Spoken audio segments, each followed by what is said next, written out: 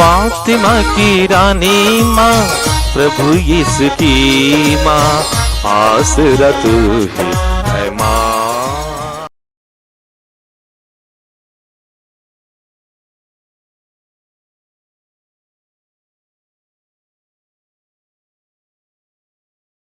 पहला पाठ नबी इसायास का ग्रंथ, अध्याय 50, पद संख्याएं 4 से 9 तक।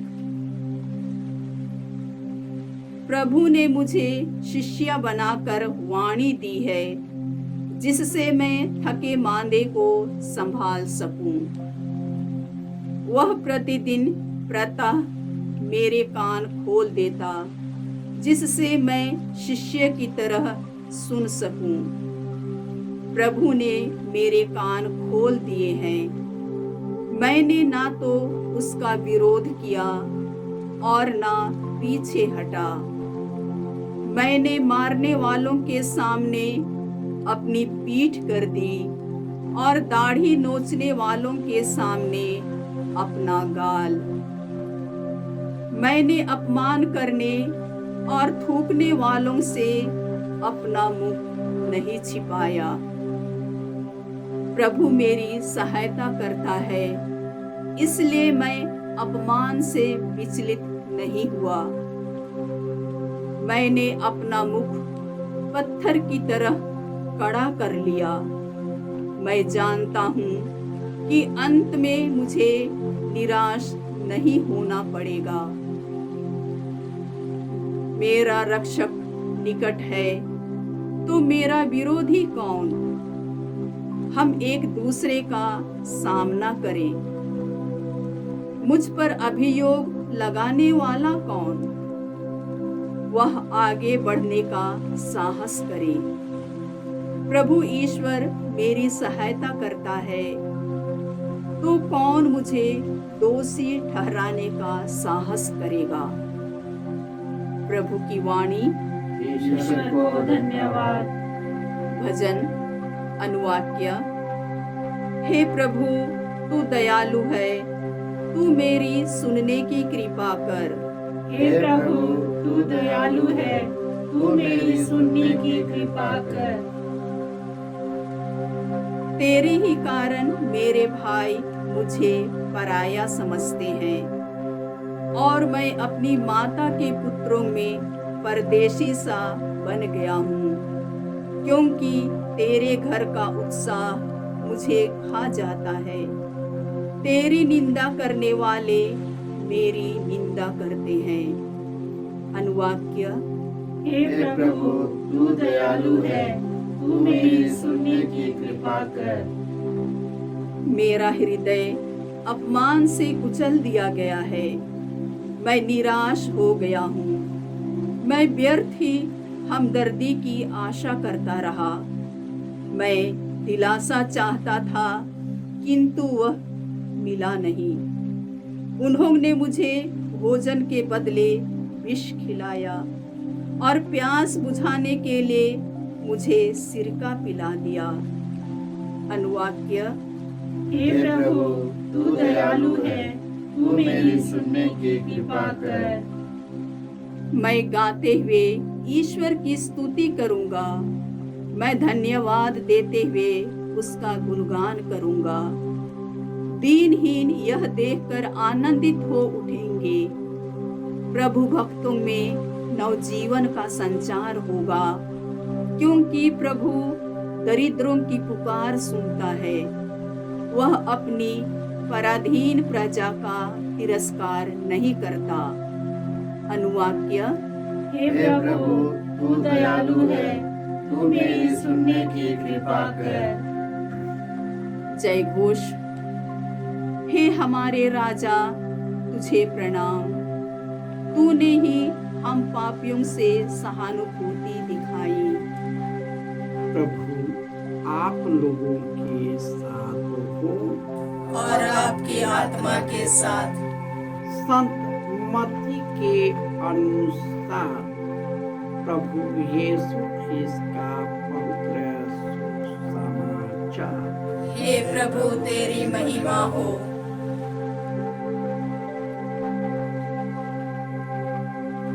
अध्याय 26 पद संख्याएं 14 से 25।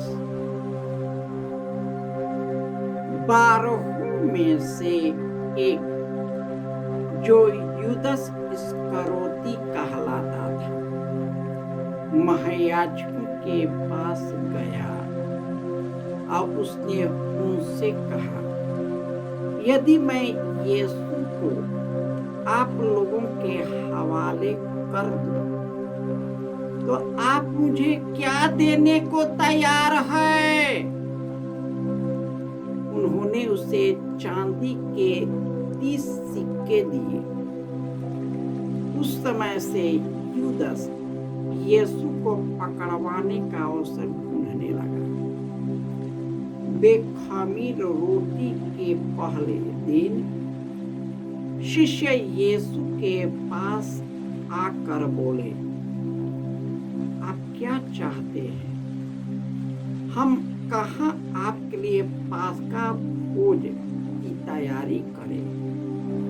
यीशु ने उत्तर दिया, शहर में अमुक के पास जाओ और उससे कहो, गुरु कहते हैं मेरा समय निकट आ गया है। मैं अपने शिष्यों के साथ तुम्हारे यहाँ पास्का का भोजन करूंगा। यीशु ने जैसा आदेश दिया शिष्यों ने वैसा ही किया और पास्का भोज की तैयारी कर ली। संध्या हो जाने पर यीशु 12 शिष्यों के साथ भोजन करने बैठे। उनके भोजन करते समय यीशु ने कहा, मैं तुम लोगों से कहे देता हूं, तुम में से ही एक मुझे पकड़वा देगा। वे बहुत उदास हो गए और एक एक कर उनसे पूछने लगे, प्रभु कहीं वो मैं तो नहीं हूं? यीशु ने उत्तर दिया, जो मेरे साथ थाली में खाता है वो मुझे पकड़वा देगा। मानव पुत्र तो चला जाता है जैसा कि उसके विषय में लिखा है, परंतु धिक्कार उस मनुष्य को जो मानव पुत्र को पकड़वाता है। उस मनुष्य के लिए कहीं अच्छा यही होता कि वह पैदा ही नहीं होता। यीशु के विश्वासघाती यूदस ने भी उनसे पूछा, गुरुवर कहीं वह मैं तो नहीं हूं?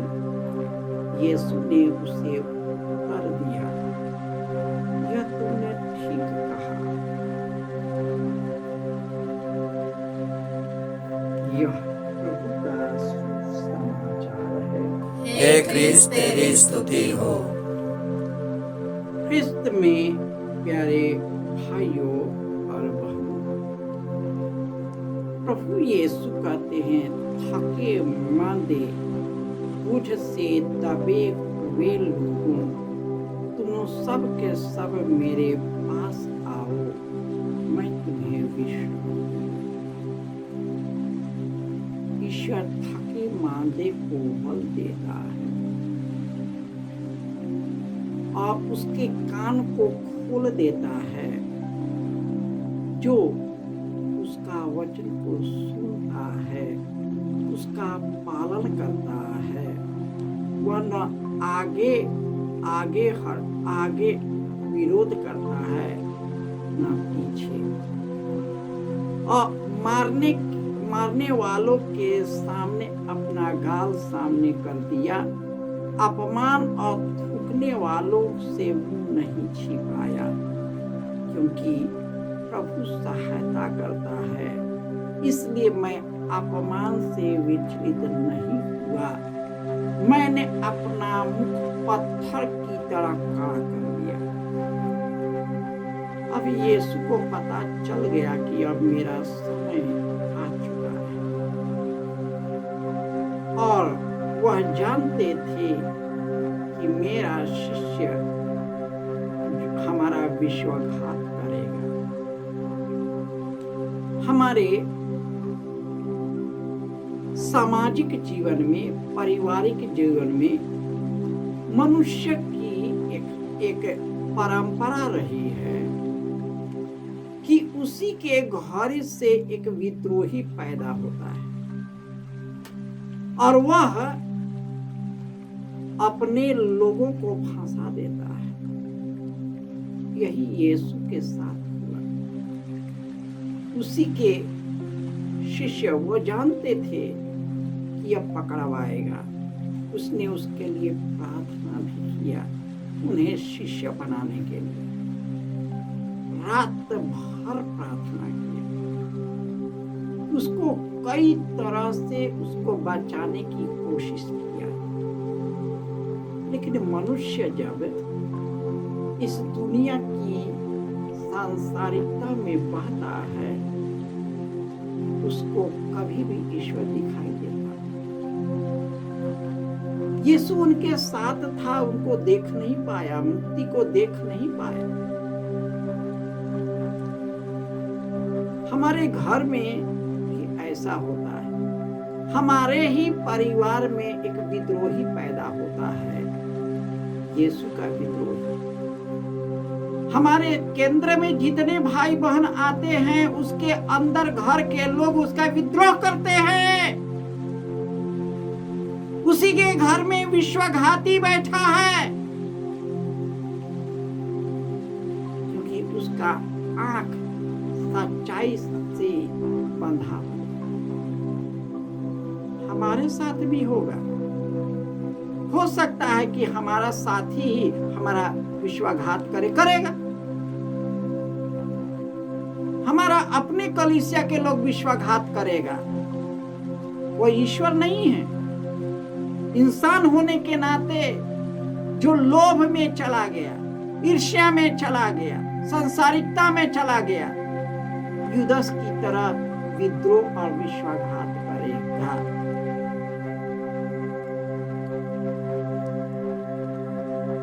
ईश्वर यीशु तो चला गया अपने विधान के अनुसार, लेकिन युदस को क्या मिला? अपने से ही उसने आत्महत्या किया। हिटलर को क्या मिला?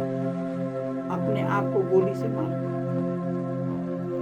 जितने लोगों ने विद्रोही रूप में पैदा हुआ, विनाश करने के बाद उनकी जिंदगी मृत्युपाय हो चुकी है। इसलिए हमें विद्रोहियों से डरने की जरूरत नहीं। हमें सच्चाई पर रहना है। ईश्वर जो ज्योति बनकर आए हैं, ज्योति को देना जरूरी है।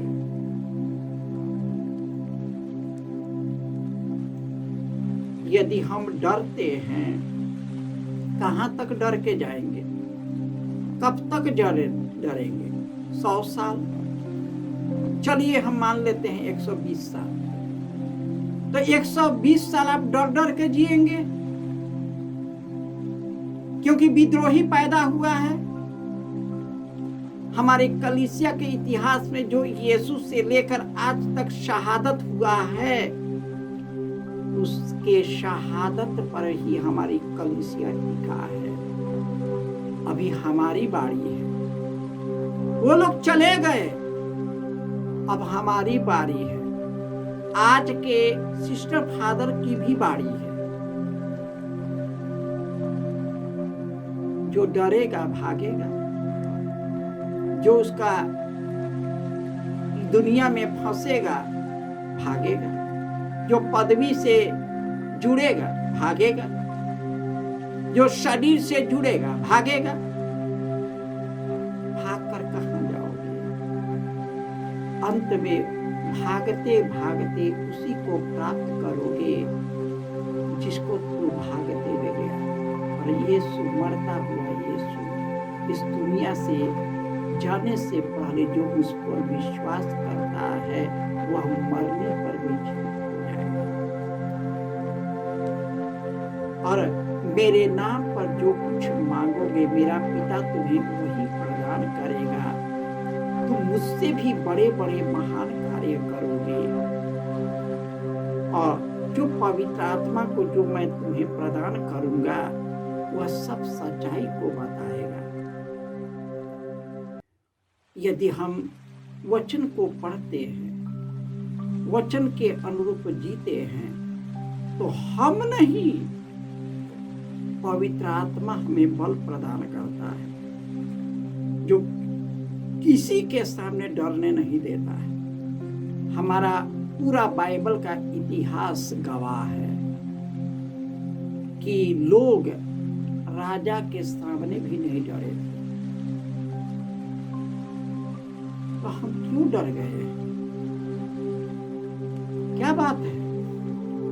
एक ही बात है कि हम अपने जीवन से लिपट गए, अपने पदवी से लिपट गए, अपने धन धान्य से लिपट गए, अपने संस्थाओं में फंस गए हैं, अपने जीवन को सब कुछ मान बैठा है, इसलिए जीवन से मुंह हो गया है। अगर यीशु के लिए जिएंगे, जिसने हमारे लिए आज अपने ही शिष्य युदस के द्वारा पकड़ाया जाना है, उसके द्वारा कहते मानव पुत्र महिमान्वित हुआ और हम भी महिमान्वित बने होंगे। यह शरीर, नश्वर शरीर जब तक नहीं मरेगा, अनश्वरता को धारण नहीं करेगा। यह तभी होगा जब हमको पूरा पूरा यीशु में विश्वास करेंगे, उसको धारण करेंगे, उसके मार्ग पर चलेंगे। और यही आज के 40 का समय है। अब हम दुख भोग में प्रवेश करने वाले हैं। यह आता है, चला जाता है, फिर अगले साल भी आएगा, लेकिन हमारे जिंदगी में कौन सा छाप छोड़ता है, यह निर्णय करने का समय है कि हम ईश्वर की ओर लौट आए, यीशु के साथ लौट आए, पवित्र जीवन जिए, पवित्रता में बढ़े, पवित्रता को दे और ईश्वर के मुख से जो वचन निकल गया है, जो नहीं जानते उनको भी हम लोग उनके वचन से अभिषेक करें। जय यीशु।